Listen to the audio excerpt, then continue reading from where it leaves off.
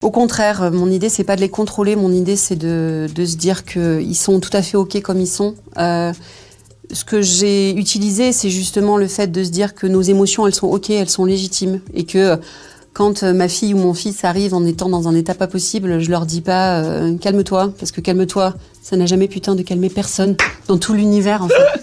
Tu vois, ton mec, il arrive. Le plus énervant. Non, mais c'est sûr.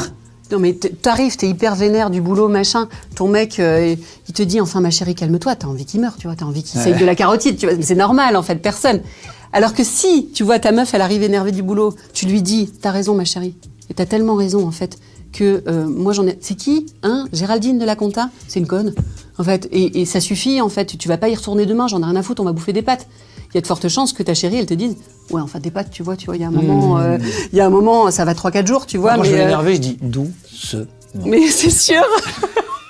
Mais c'est sûr. Mais c'est la même chose que calme-toi. Mais de toute l'histoire de l'humanité, ça n'a jamais calmé personne. Ah non, mais non, il y a rien de pire qu'un calme-toi ou un doucement. En fait, alors que d'aller, ce qu'on appelle se synchroniser, c'est-à-dire d'aller jusqu'à l'autre dans son émotion et de dire, c'est légitime en fait ce que tu ressens. Et moi à ta place je ressentirais la même chose. Bah il y a de fortes chances que ça la fasse se calmer et qu'elle te dise non mais c'est bon, j'en suis pas là, je vais aller au boulot demain, tu vois quand même. Et en fait t'auras eu ce que tu voulais obtenir. Et ben c'est un peu pareil, c'est-à-dire que mes gosses. Quitte à mentir.